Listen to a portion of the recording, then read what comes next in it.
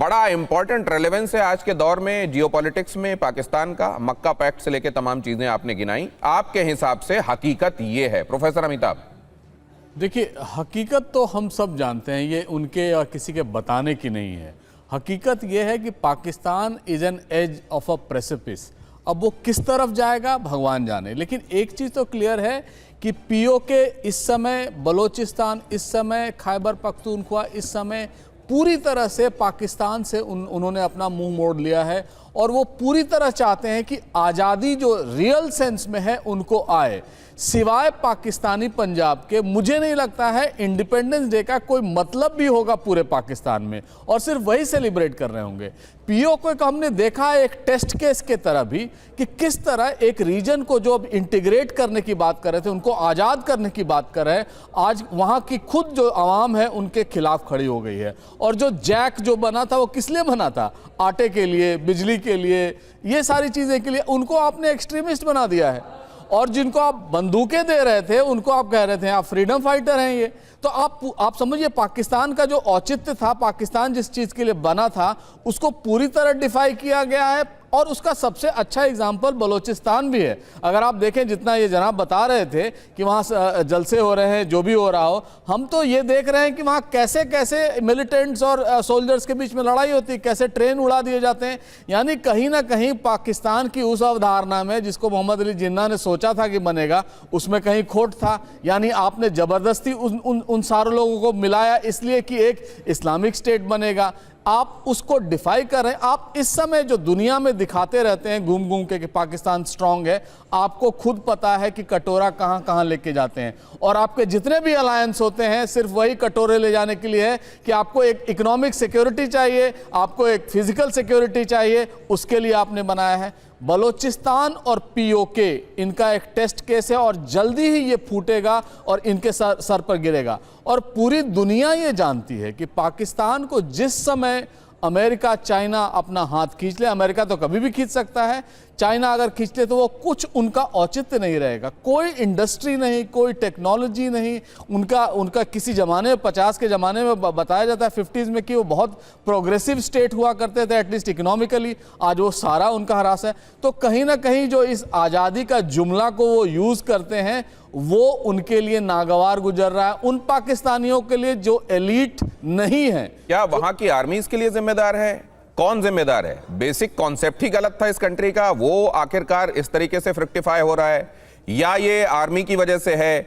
वहां की कौन सी वो बेसिक फैक्टर कौन सा है जिसकी वजह से ये हालात हैं? बेशक उसको रियाज साहब ना माने। आरजू काज़मी जी, ये सवाल लेकर आपके पास आने वाला हूं, लेकिन उससे पहले बलूचिस्तान में पाकिस्तान एयर स्ट्राइक से गुस्सा है। मुनीर की सेना के खिलाफ प्रदर्शन हुआ है। F-16 से हमले में 30 बलोचों की मौत हुई है।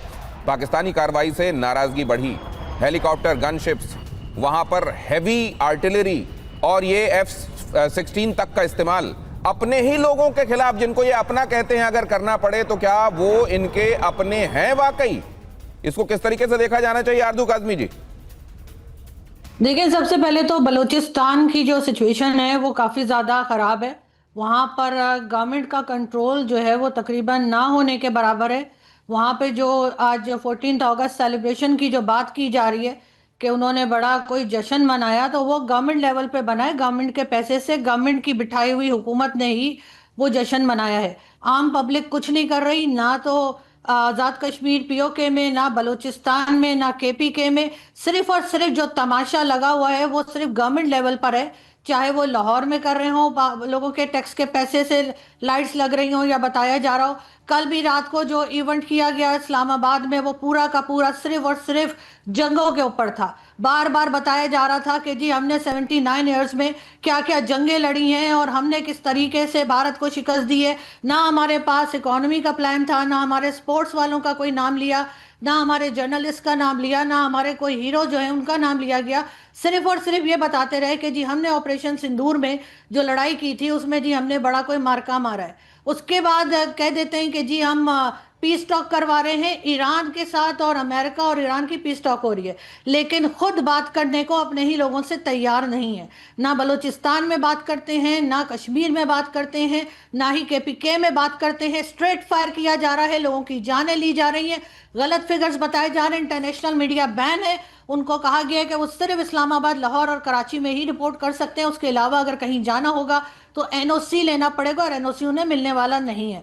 पाकिस्तान मुसलसल यही ड्रामे बहुत अरसे से करता चला आ रहा है, लेकिन अब जो है वो सोशल मीडिया की वजह से लोगों को पता लग रहा है। बजाय इसके कि लोगों के इश्यूज को सॉल्व किया जाए, यहाँ पे जो आधा मुल्क जल रहा है उसकी तरफ देखा जाए। कभी जाके हम सऊदी अरेबिया के साथ डिफेंस डील जो है वो साइन कर रहे हैं, और सब कुछ सिर्फ पैसों के लिए। हम भाड़े पे अपने सोल्जर्स आज से नहीं, अरसे से भेजते चले आ रहे हैं, और आज भी ऐसा ही है। अगर सब कुछ खैरियत है तो फिर जाफर एक्सप्रेस पे बार बार अटैक क्यों होता है?